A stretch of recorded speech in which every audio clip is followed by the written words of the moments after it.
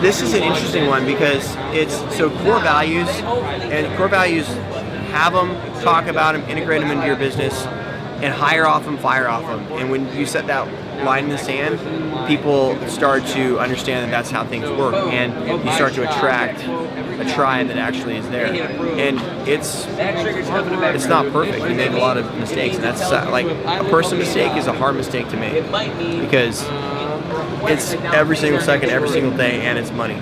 So I think you have to give them something to live for, right? Like when you're hiring people, you want to make sure that your values align, that you're working towards the same goal, and give them something to be really excited about, or they're not going to be excited. And that's going to be different for every business. Our company has a culture of people that really enjoy being with each other. We hang out all the time. We might have a really long day of work, but we still grab beers together afterwards, because we genuinely like each other. And if you can have those kind of like offline relationships, then we care about each other during the workday too. One of our core values is be thoughtful, which not only means be thinking all the time, but certainly be thinking of the people around you. And if we can do good things for the people around us, they're going to be more invested in what you're doing. And treat your people well, pay them good, and make sure to continue to communicate with them. We're all just people, and as long as we have that communication, we're going to understand that, the boss or the owner does not want to be an asshole, and the employee does not want to be a shithead. And that's not what either of us wants to wake up each day for. But a lot of times we get stuck in those corners, and it's not really how it's supposed to be. So all we have to do is talk about it. Managing employees is the least desirable thing that I do in my business. Sharing the passion is really tough to do.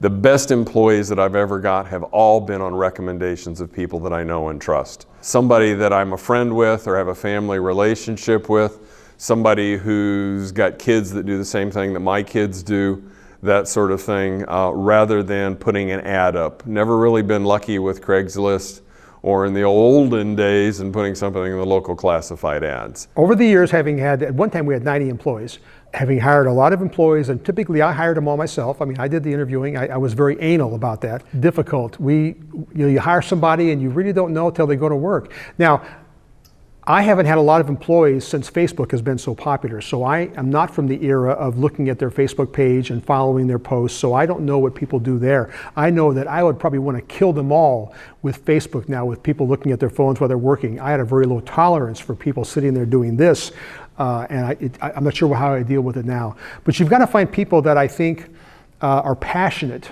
I had support guys that always felt that it was the best job ever, but support guys I felt were the front line. They were the guys that people are going to talk to.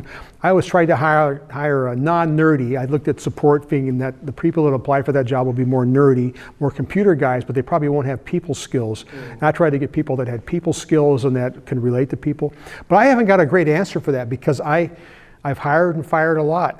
and I will say that I on the similar topic, I was always quick to cut my losses, and maybe wrongly, but I felt like if I brought somebody in and after a few months they weren't listening to training, they weren't coachable, they just didn't quite fit in, I was not the guy to then go, well, let's continue to work with him. I was, and my employees foremost would tell you, the ones that were with me till the end loved me. But there was some that the axe fell real quick. I thought, let's just move on.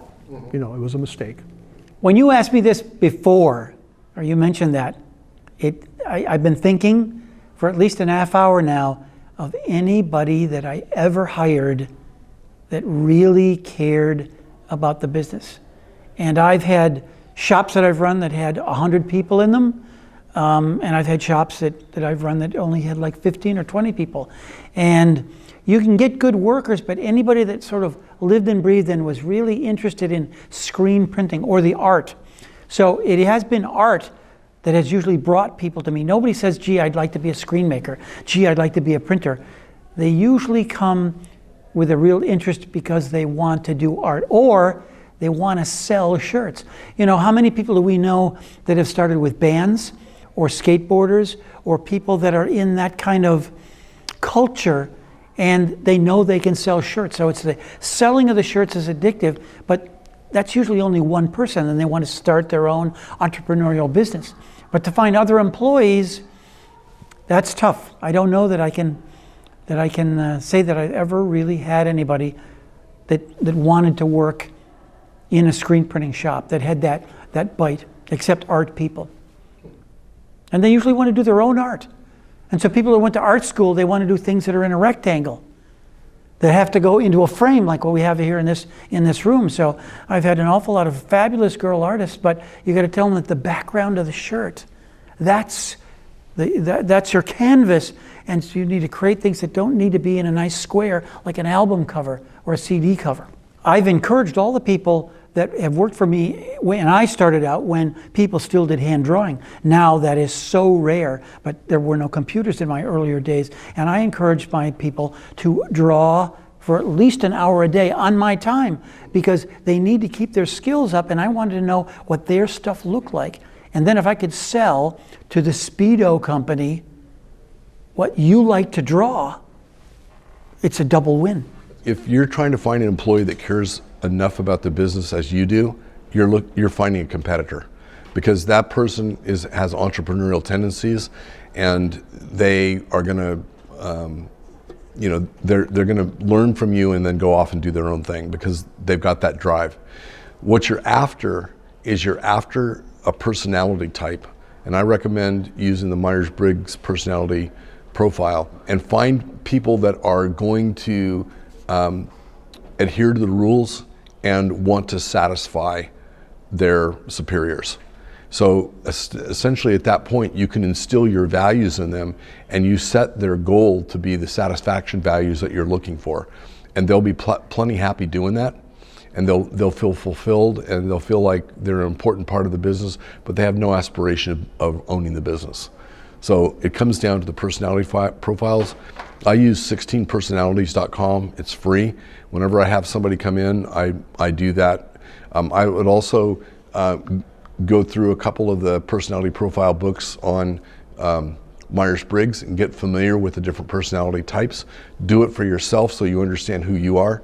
I didn't do this until just maybe 10 years ago for myself, and it was stunning, my self-discovery about, now I can understand why people would quit, or why I'd be so disappointed with people, is that we had personality types that were never meant to be. And I was hiring for somebody that was like me, and the worst thing you can do is hire for somebody that matches your own profile.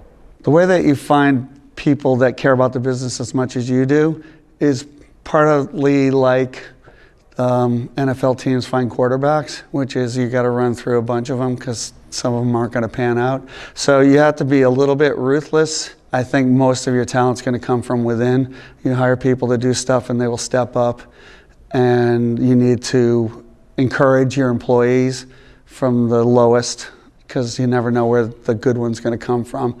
Trying to find somebody outside, I don't know about that, because usually you have your own way of doing it, and if someone came from another shop, you're going to butt heads with them. There's so many ways to screen print or decorate in general on garments that you're usually not going to find the right kind of person unless you build your talent from within. And that's a wonderful question. If you have the answer, you should be sitting here, because it's one of those things that are not just from this country. It doesn't matter where you go. To many printers, especially in this country, they take on the job of becoming a printer while they're looking for a real career job. And this is a career. If you take it seriously, if you do your homework, if you do your studying, there's certainly the ability to move up the ladder. There's certainly the ability to make some money at it.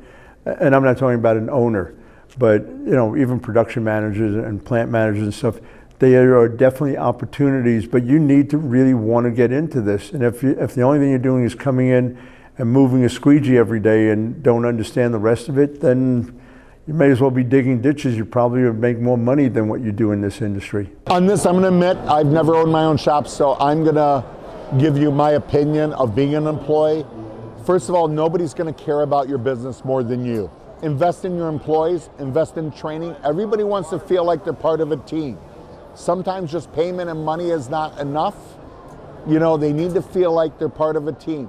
If you invest in them and they feel like they're investing in their future, you're going to retain good employees and they're going to grow with you. It's my best advice on there. I wouldn't worry as much about experience, because any experience they have, they're going to come with baggage, their own ideas and stuff like that. But train from the ground up, get your training procedures, and when you have back to written procedures and processes, it's going to be easier to train your employees. But I think, for every company I've worked at, when I feel like I'm part of a team, when I feel like I'm contributing something, and I have skill sets, and I'm appreciated, I'll run through a wall for that company.